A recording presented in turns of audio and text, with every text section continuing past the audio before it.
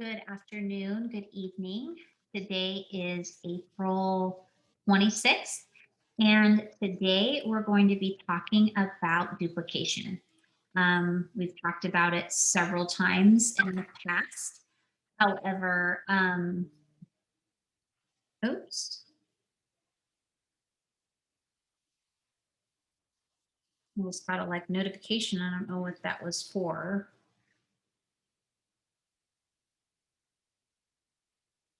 Huh.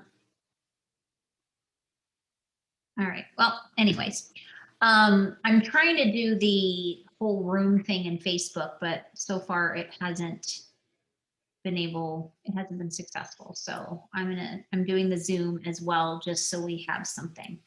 Anyways, okay, so I was inspired to talk about duplication this afternoon because there are a lot of you that have teams, but your teams aren't growing very deep.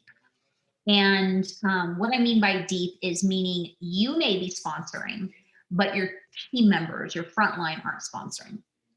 And in order to truly receive the benefits of this type of a business, is to be able to grow deep. And let me see, copying and I'm just going to post this on the page.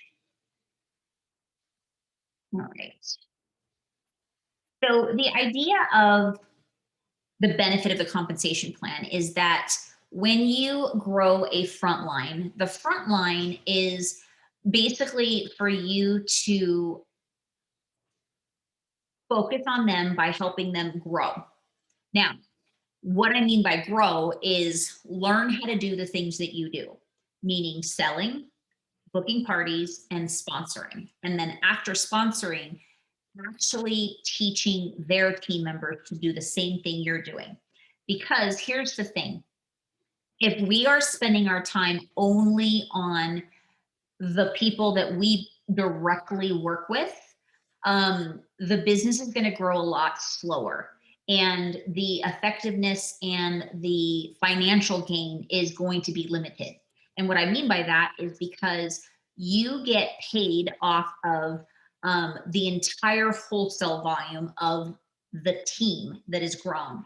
Now, the team is the wholesale volume of that front line. However, if the front line is not building a team, your limitation of growth in finances is going to be very limited because one person can only sell so much, right? If you are looking at the business as, that you have to do it all on your own, it's defeating the actual business structure because the goal is to be able to make way more money than you ever could on your own selling by yourself by making your sponsoring bonus end up being the majority of your commission. In the beginning, you are going to be the heavy hitter, meaning you are going to be the person that sells the most, books the most parties, sponsors the most in the beginning. But that's because you're just building your front line. But when you start to build your front line and it starts to go wide, if you are teaching those people to do what you're doing, which is selling, booking parties, and sponsoring, then you're going to see that volume grow. Okay. And again, if they're not teaching their people to do the same thing, that's when the growth is going to be limited, meaning it stops with that person.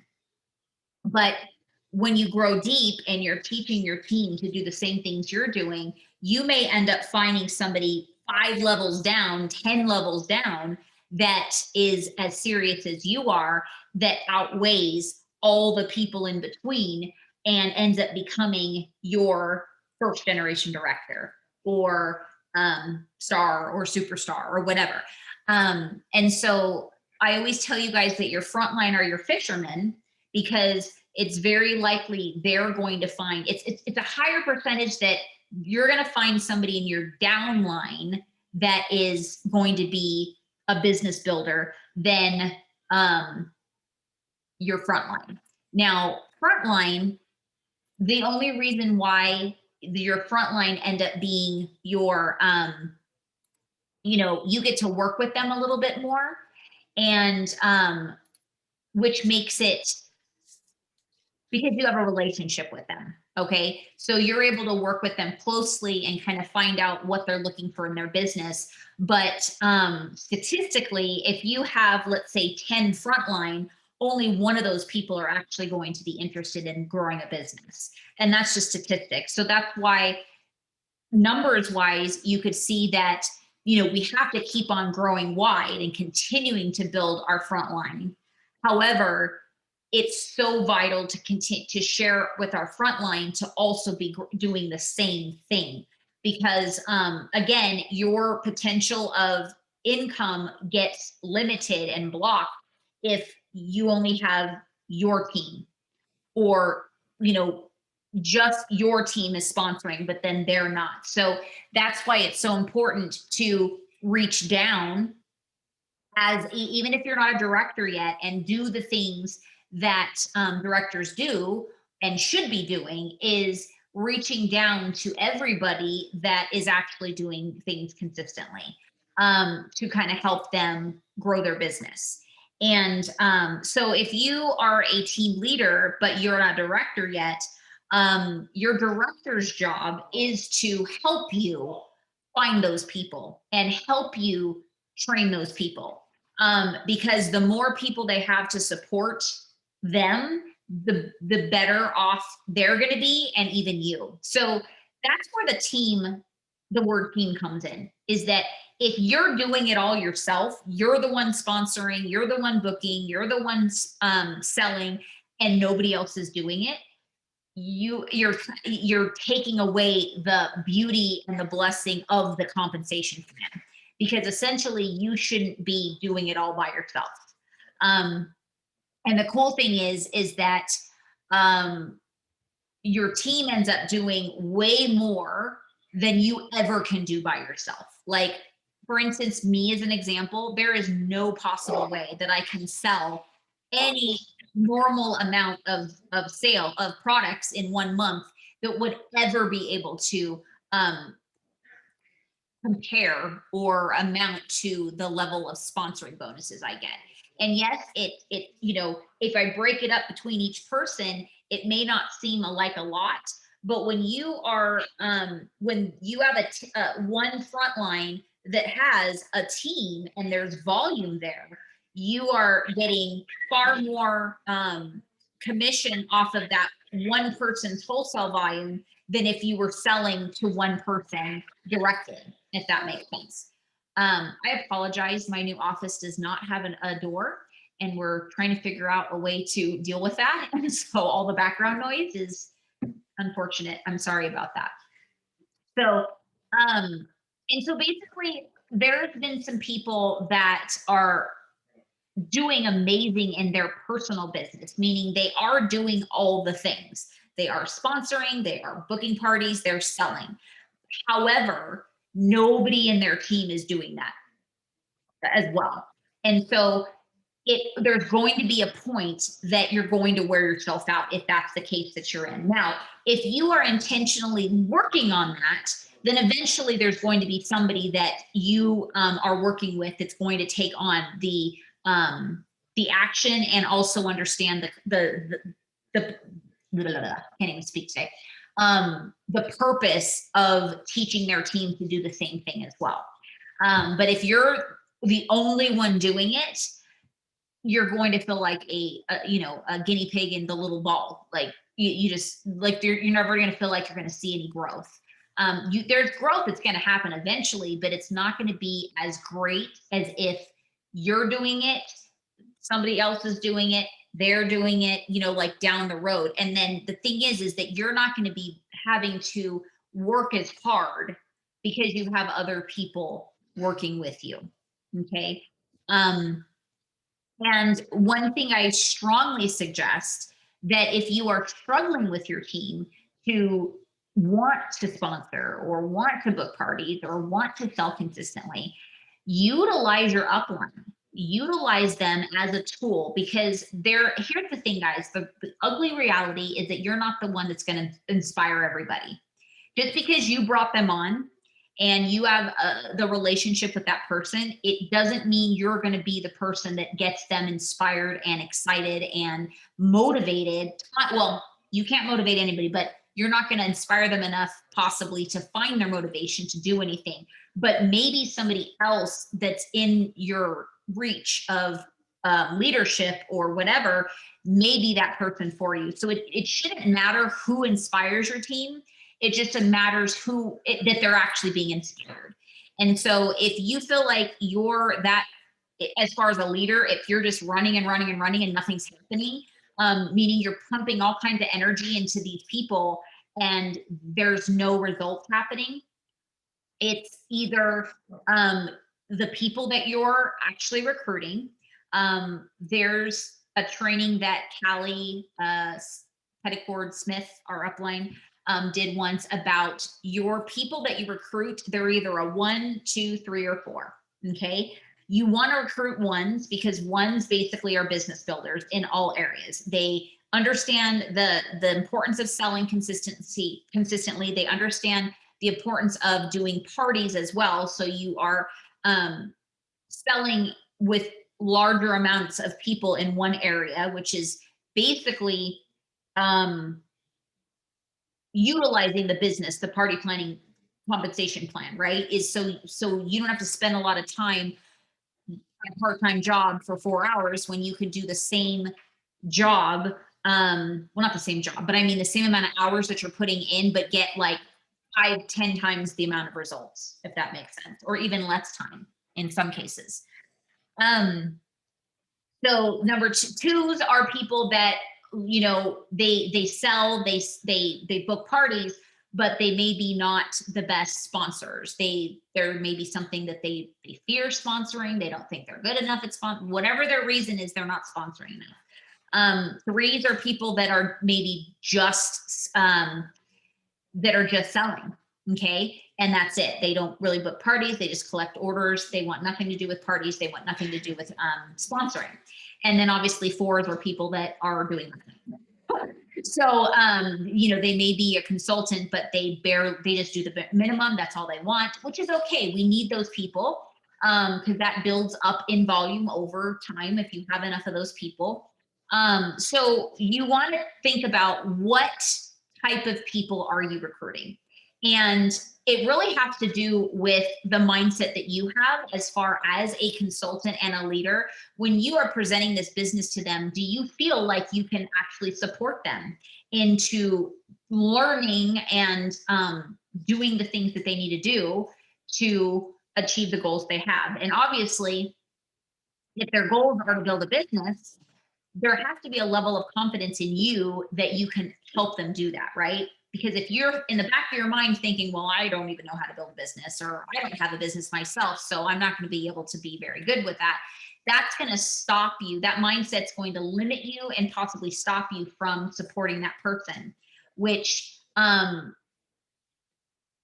limits their potential to think of themselves as a business builder as well. So it really does start with us. How are we presenting the business opportunity to them in the beginning? If we are presenting it to them just to buy, just for themselves, and that's all the only reason, and how it's the only way we're actually getting them on board, we're setting ourselves up for a bunch of fours, right? Because you're the person that brings them on, so they trust you and they expect you to show them what's available to them. And if you're only presenting the discount, then that's all they're going to see, right? And even if they need more than the discount, they need extra income, they want freedom, they want to quit their jobs, they want all this stuff. But if we're only offering the ability to save some money on their own purchases, that's all they're going to see that's available, right? So if you are struggling with consultants doing more than just selling or buying from themselves, you may want to ask yourself, how am I presenting the business to them? Okay. We all are guilty of it at some point in time. I definitely can say I've definitely been guilty of that. And I have to kind of retract and then go back and say, okay, but there is more. There's, you could do more with this. And it really has to do with your comfort level at the time, maybe with the person. Maybe you feel intimidated by that person, so you don't feel confident enough to introduce more than just that. Um, but I really strongly suggest for all of you to go through your frontline and say, and think about how you presented the business to them. Was it strictly to make a discount on their business? Did you offer, even if that's how it got them on board, but did you take the next step and say, okay, so Sensi provides, they give you an actual initial goal to set that they set for you, and this is why they set it for you. If we just get them on board and leave it at that and not tell them about the 500, in the first 15 days, or their sensational start, or the benefits of booking parties, again, we're doing them a disservice, but you're also doing yourself a disservice. And so, but here's the thing. Again, there's always two sides, right? That you may share all this stuff, but they still do nothing. They still don't take. So that's fine. But we need to, as sponsors and leaders, have to at least make sure that we're making sure that they're aware of what's available, and then why that is actually put into place. So why is getting 1,500, I'm sorry, 500 in your first 15 days significant? What does that do for their business? If you aren't aware of that, then obviously you're not educating them, right? So for any of you that may be a new leader and maybe fell into leadership because your sister decided to join and you had no intention of sponsoring, the first 500 in 15 days is basically showing them that they can do 500 in 15 days. So they get the confidence that if they can do it in 15 days, they can do it in 30, right? A full month. And it also shows them that if they could do it, they're going to be able to qualify when they sponsor people to be paid at whatever level that they're striving to be paid at. It's also halfway to their certified level. And we want people to get certified as soon as possible, because statistically, those that get certified the fastest are the ones that end up sticking with the business. But if they stay at Essential for too long, they don't generally see the benefit of being a consultant. Because 20% is 20%, but it's not enough to really make a difference in their life. Not that 5% extra will, but it gives them if they're able to get the $1,000 in their first month or two, they're able to make back their full kit money if they spent the $99 plus, and they see the benefit of actually helping. Okay, they see, okay, well, I am making 25% back as a consultant. But if they don't see any benefit, it's easier for them to let go of the business, right? It also, they're promoting early on in their business. The psychology of that, I just joined yesterday or last month or 2 months ago, and I've already promoted in the business. I've already given myself a 5% raise. Verbiage is everything, right, guys? If we present that you can give yourself a 5% raise in the first month if you want to, or the second month, it all of a sudden gives them the ability to have control over their own finances, which they don't necessarily have in a job that they work for, in their day job. They have to work there for X amount of years to get 2% raise, 1% raise, but they get to get a 5% raise within the first month if they want to. So again, how are you presenting the opportunity? How are you educating your new person? And then if we're assuming that they don't want anything more just because they only showed interest in getting the discount, again, we're doing disservices to ourselves, and especially them. So evaluate your frontline.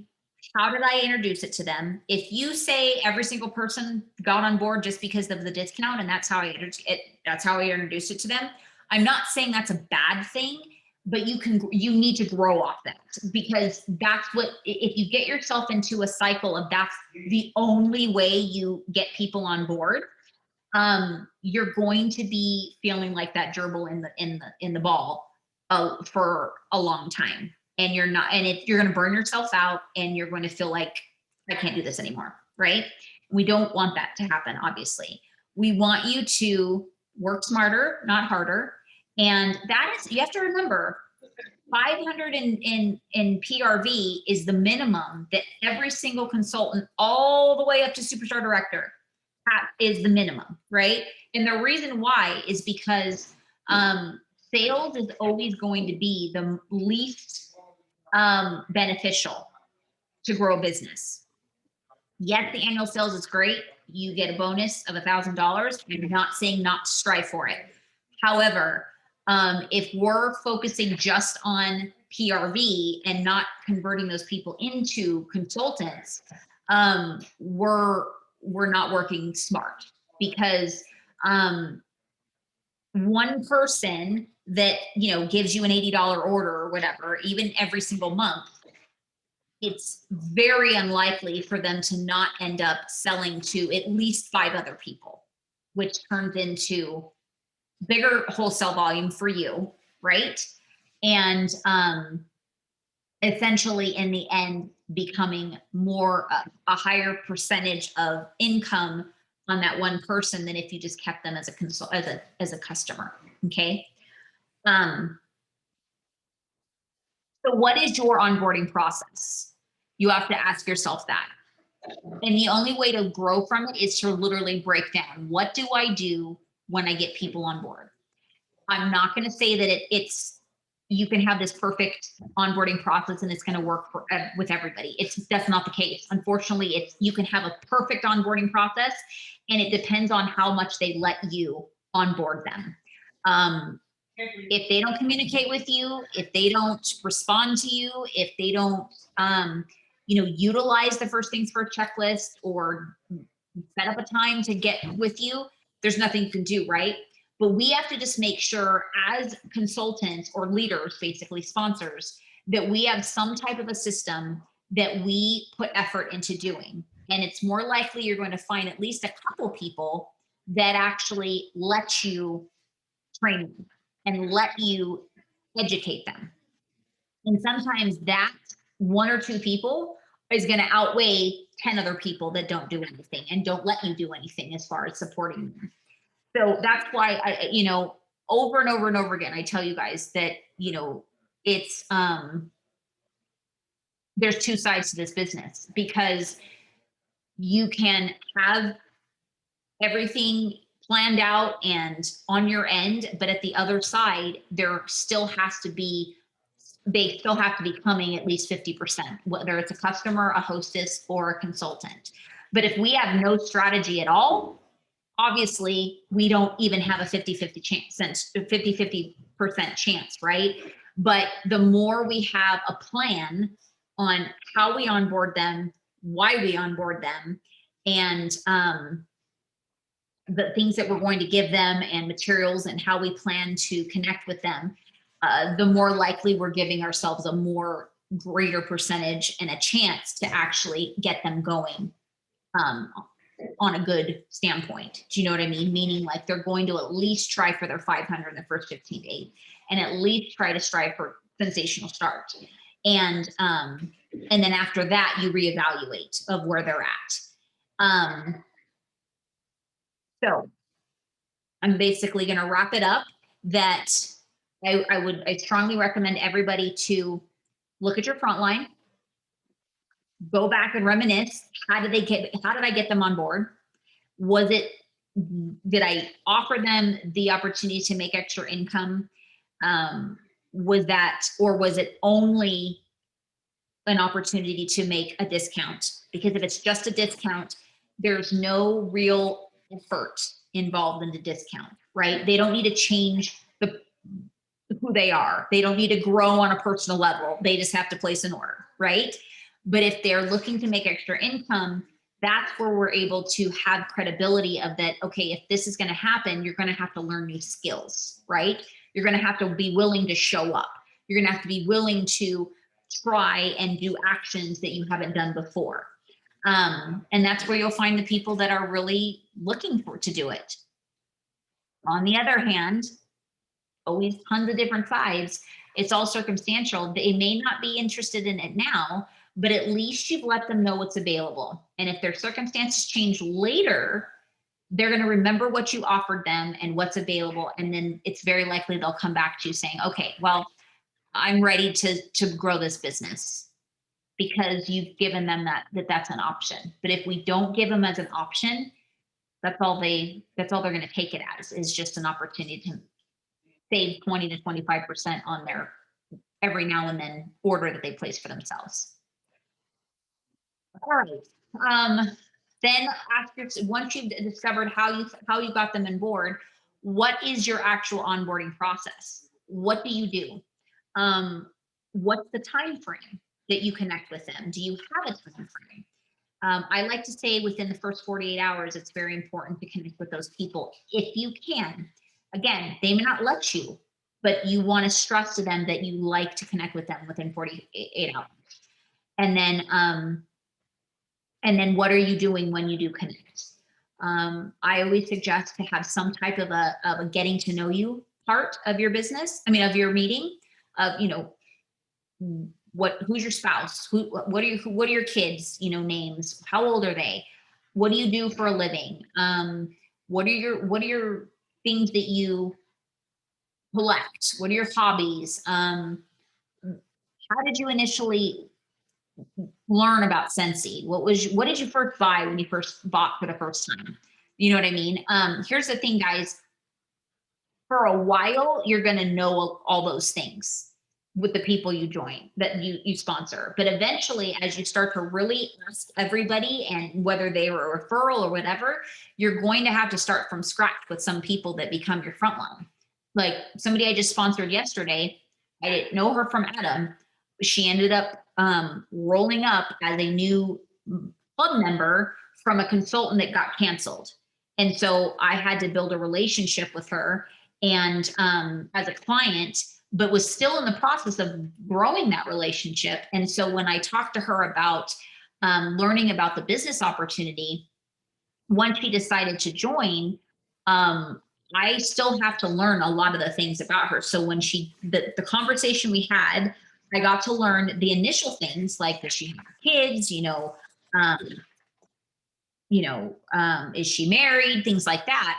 But she wasn't even a consultant yet. This was just kind of like the business opportunity first conversation. And so now that she's an actual consultant, I want to talk with her further to get to know her on a deeper level. Like, what is her why? What is her goals? How can I support her with that? And letting her know what's available. Because again, all they know is what your initial conversation is. Okay. I'm not saying that introducing the discount as a tool to get them interested isn't a good strategy. But if we leave it at that, that's when you're going to end up with a bunch of just hobbyists, or not even hobbyists, just smart shoppers that place an order every, 4 months, if not longer, now that the business is the way it is. And then one thing that you want to think about is, if we present it that, say you only have to put an order in once a month or once a year, we also that may change. And so we don't want to get them so used to that concept, because then they're going to place their order and forget about the business, right? Again, I'm not saying that I'm not guilty of this sometimes. Okay. Sometimes it's just easier to just share that and keep them in their comfort zone. But I will tell you that we're not serving them if we're not helping them get out of their comfort zone. So just something to think about. All right. And then my last thing, and then I'm going to let you guys go, is your upline directors have built teams to the level of that there's a certain level of volume that's gone on, and which means that they have not only sponsored, but the people that they sponsor have sponsored, at least to that level. Okay. So they have the experience to build a team, okay, to get to a director level. So utilize them as a resource. It doesn't mean that they know more than you per se, but they may be able to help you see something in an angle that maybe you haven't looked at yet, just by collaborating with you.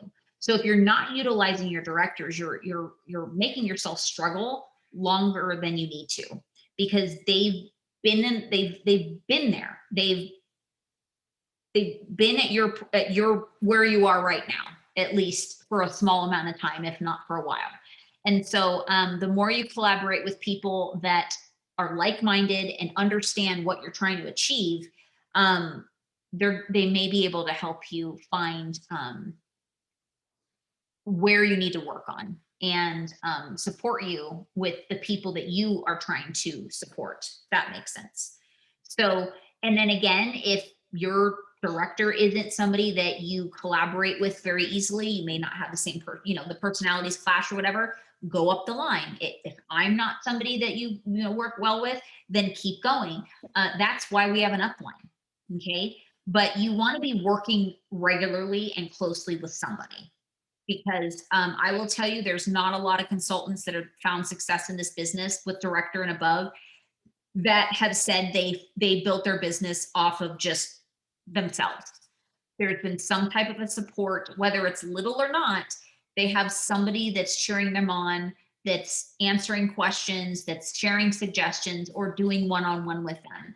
And so if you're not letting yourself have that opportunity, or they're a part of some type of community like that, they are able to chat with a small amount of group or something.